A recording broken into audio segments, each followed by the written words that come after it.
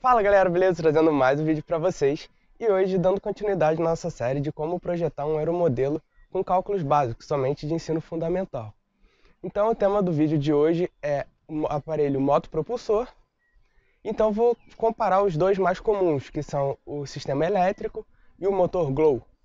Lembrando que cada um deles não é só o motor em si. No sistema elétrico tem o motor elétrico, justamente com o ESC, que é o Electronic Speed Controller, que é a plaquinha que faz o controle da velocidade do motor.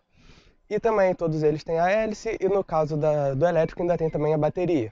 No caso do motor Glow, ainda tem também um servo para atuar o carburador e controlar a sua velocidade. E também, além da hélice, precisa de uma bateria, que normalmente é a mesma do receptor, para ativar esse servo. Então, fazendo a comparação entre os dois, acho que uma das maiores diferenças é o peso, que no caso o sistema elétrico é consideravelmente mais leve, pensando só no motor. Que se tiver o motor e a bateria, aí já depende da bateria que você vai usar, pode ficar mais pesado ou mais leve. Mas o motor elétrico é sempre mais leve. Além disso também, podemos comparar o preço, porque o motor a combustão normalmente é mais caro do que o motor elétrico equivalente, mesmo considerando uma bateria envolvida. Então, no caso do motor elétrico, você comprando o motor, o ESC e a bateria, normalmente ainda sai mais barato do que comprar só o motor a combustão. Além disso, podemos ressaltar também a autonomia, que pode ser maior em um ou no outro, dependendo do seu projeto de bateria, mas tem uma grande vantagem nesse caso do motor a combustão, que você pode recarregar ele muito mais rápido.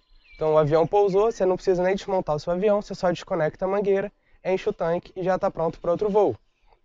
No caso do motor elétrico, você tem que desmontar o avião, tirar a bateria, botar no carregador, esperar ela carregar para voltar de novo. Você pode até ter outras baterias, mas aí já começa a elevar o custo. Falando também de custo, tem também o custo por voo. No caso do motor a combustão, ele gasta combustível, e o combustível para aeromodelo não é muito barato, em torno aí atualmente de uns R$200 o galão. Então, comparando com o motor elétrico, que você não gasta nada, o motor elétrico ganha nesse sentido. Além disso, tem também o tópico da poluição, que o motor elétrico não polui, e o motor a combustão faz aquela fumaceira toda, que inclusive gera sujeira no seu avião, fica o avião todo melado de óleo depois do uso. Não sei se você se incomoda com isso, mas pode ser um fator decisivo para a sua escolha. Já o motor elétrico, ele não polui e é muito mais, além de silencioso, não vibra como o motor de combustão. Então, a sua parede de fogo ou o suporte do motor pode ser menos resistente e leve nesse caso. Já o motor de combustão, ele vibra muito mais, então tem que fazer um suporte mais resistente para evitar problemas de vibração. O motor elétrico é muito mais silencioso que o motor a combustão. Isso é vantajoso. Seu clube, se você vai voar perto de algum lugar com casa, você pode evitar algum tipo de problema com os moradores de perto. O motor elétrico não faz barulho quase nenhum depois que o avião decola. Você que está relativamente longe dele já não ouve mais nada, enquanto o motor a combustão fica fazendo barulho o tempo todo. Tem gente que gosta disso, que acha que dá um gostinho a mais no hobby, mas tem gente que não liga, então prefere o elétrico por ser mais silencioso. Outro ponto a ser considerado é a confiabilidade. O motor elétrico você não vai ter dúvida se ele vai pegar ou não, se deu o comando ele vai sempre funcionar. O motor a combustão nem tanto. Então, o motor a combustão você tem que ficar fazendo regulagem da mistura lá no carburador, dependendo se muda o combustível tem que regular de novo, esse tipo de coisa. O motor elétrico você bota na pista, sabe que é só acelerar que ele vai voar e ele nunca apaga durante o voo. Durante o voo você pode desligar e ligar quantas vezes você quiser. No caso do motor a combustão, se ele apagar durante o voo, não tem o que você fazer, ele vai ficar apagado o resto do voo. Além disso, o motor elétrico também permite que você possa reverter o motor para ajudar na frenagem e na desaceleração em pouso. O motor a combustão, isso não é possível. Outra coisa que pode fazer diferença, dependendo da sua aplicação, é em termos de modelagem do motor. Porque o motor elétrico, se você varia muito a altitude que você vai voar, você só vai ter a variação da força causada pela mudança de altitude para a hélice. No motor a combustão, como ele precisa do ar para funcionar, você vai ter perda de potência com ganho de altitude. Pelo motor, que ele vai ficar menos potente com ganho de altitude, e pela hélice, que também vai gerar menos força para a mesma altitude e densidade. Outro ponto é a robustez, porque o motor a combustão é bem mais parrudo, bem mais forte do que o motor elétrico. Então, se por algum motivo a hélice bater no chão, no motor a combustão, é bem menos provável que você empenhe o eixo do seu motor, tem algum dano significativo, enquanto o elétrico é mais sensível a isso. No pós-voo, como eu falei, o motor a combustão ele gera mais sujeira, então seu avião vai ficar todo sujo de óleo, o elétrico não. O motor a combustão tem os cuidados também que você vai ter que de vez em quando desmontar para limpar, lubrificar e limpar o carburador também, enquanto o motor elétrico não precisa. E também todo voo, toda vez que você voar, quando você for embora do seu clube, você tem que botar óleo dentro do motor para evitar corrosão. Então beleza, já comparando os dois tipos de motores, agora vamos ver como escolher um motor para nossa aplicação. Então o ponto mais importante do seu motor é se ele vai ter a força necessária para voar seu avião. Se você está fazendo um projeto de engenharia, aerodesign, alguma coisa assim, o ideal é você fazer uma análise de desempenho, análise de decolagem, para saber certinho quanto de motor você vai precisar.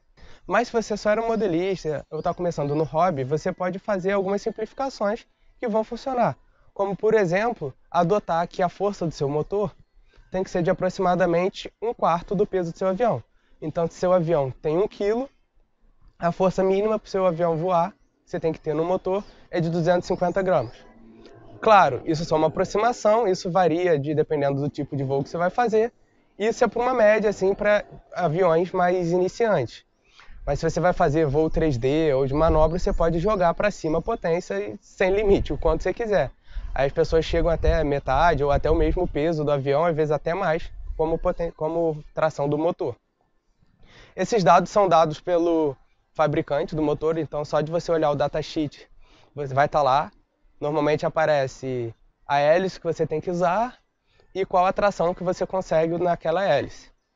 E além disso, o fabricante já recomenda uma faixa de peso que você pode ter para o seu avião para voar com aquele sistema motopropulsor.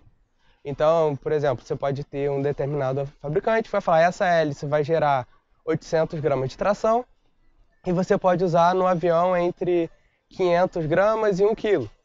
Isso é o que o fabricante recomenda, mas você pode fugir um pouco disso. Se você fizer um avião de 1,2 kg, por exemplo, ele vai voar. Assim, os fabricantes normalmente tendem a ser conservadores e jogam para cima. Eles querem garantir que seu avião voe. E claro, tem que ter uma certa proporção no seu projeto. Se você faz um avião sem asa praticamente, com 200 gramas, você vai dividir por 4, 50 gramas de motor que ele teria que ter. Não vai voar, porque tem que ter uma certa proporção de asa, com a geometria toda e tudo mais. Outra coisa importante para a escolha do sistema motopropulsor, que é a curva de tração dinâmica. Cada hélice começa com uma determinada força que vai diminuindo conforme o avião ganha velocidade. Então, se você quer um avião que tenha o objetivo de voar em grande velocidade, você tem que ter uma hélice com a tração dinâmica mais constante. Ou seja, ele começa com uma determinada força e tende a ficar com ela por mais tempo, antes de cair. Então, isso já implica em usar hélices com passos maiores. Agora, se você quer maximizar a carga do seu avião para decolar, o peso que o seu avião pode decolar, aí você tem que maximizar a tração estática, que é aquele quando a velocidade é zero, e aí você não precisa se preocupar tanto com a queda dessa tração dinâmica. Outra relação que é muito comum os aeromodelistas fazerem é de usar 0,2 watts para cada grama do seu avião. Então, se o seu avião tem 1 kg, ele vai usar aproximadamente 200 watts de potência para um voo mais tradicional, um voo mais conservador. Você vai decolar, pode até fazer uma manobra ou outra, mas nada muito acrobático, nada de voo 3D, coisa do tipo. Já no aerodesign, por exemplo, a gente usa os valores não tabelados, que a gente calcula e estima para cada avião, a gente faz o projeto, mas só para ter uma faixa de ordem de grandeza, é tipicamente 0,1 watts por grama. Então é bem menos, é praticamente metade da potência de um aeromodelo. Então a razão de subida é comprometida, é um avião que não é feito para manobras, etc. Por isso que é tão importante aquele vídeo, que eu vou deixar o link aqui em cima, que é o primeiro da série, que fala sobre o objetivo do seu projeto. No caso do motor a combustão, o tempo de voo é determinado diretamente pela quantidade de combustível, então você precisa ter uma estimativa de quanto de combustível seu motor gasta. Diferentemente do elétrico, não é tão fácil de fazer essa conta, então a melhor forma acho que seria pesquisar em fóruns ou em algum aeromodelista que você conhece para ter uma ideia de quantos ml de combustível o seu avião gasta por minuto. E aí você pode dimensionar o tanque que você quer para aquele seu avião. Outra diferença entre os dois, entre o elétrico e o combustão, é que o combustão, o peso do avião varia. porque ele vai gastando combustível e com isso a posição do centro de gravidade também muda ao longo do voo. Então, aonde você bota o seu tanque é importante também, você tem que tomar cuidado para o seu avião não ficar instável durante o voo. Outro ponto importante é a eficiência, que está relacionado com o quanto você gasta ou de energia da bateria ou de energia do combustível em função da força que você vai ter.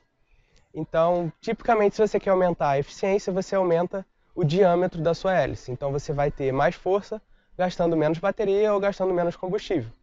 Mas, às vezes, por conta do seu avião, você não pode botar a hélice que você quer, ou muito grande, por muito alto. Vendo muito, e vai aumentando a distância do avião para o chão, e aí aumenta o trem de pouso, e aí diminui o efeito solo, outras coisas que você pode querer considerar. Então, nesses casos, às vezes usa-se hélices tripais ou quadripais para aumentar a tração, mas aí você perde muito em eficiência. Aí beleza, você já olhou lá no dados do fabricante, no datasheet, já sabe qual motor você quer, já sabe mais ou menos qual a tração você deseja e o peso do seu avião. Então você olha lá no site do fabricante e já sabe mais ou menos qual motor e hélice você quer. Mas e como escolher a bateria? A tensão da bateria já é dada pelo fabricante também. Ele já diz qual a tensão que seu motor aguenta. Mas a capacidade dela você pode escolher, que está relacionado com a autonomia do seu voo, ou seja, com o tempo que o seu avião pode ficar voando. Então tem uma continha simples que você pode estimar o tempo que seu avião voa, que é de 60 vezes a capacidade da bateria em ampere-hora dividida pela corrente que você estima que seu motor vai puxar. O fabricante normalmente dá esse dado de corrente máxima. Então se você quer saber o tempo mínimo de voo que você vai ter, considerando que você vai estar voando sempre em potência máxima, você pode usar esse valor de corrente.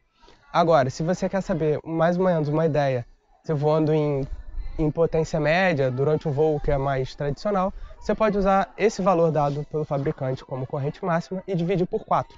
É uma boa estimativa do consumo de corrente ao longo do voo.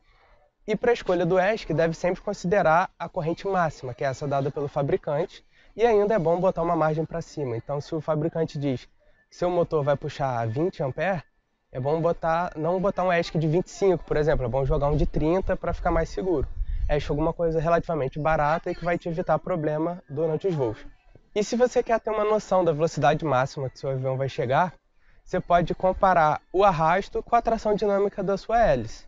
Aí já é uma parte um pouquinho mais complicada, mas que não é fundamental para o voo, é só se você quer ter uma ideia mesmo. Então, a tração da hélice você pode pegar no site do fabricante, o site da APC Propellers tem. Então, se você sabe o RPM que seu motor está girando, você sabe qual e a hélice, você pode pegar lá a curva do dinâmico para aquela sua hélice.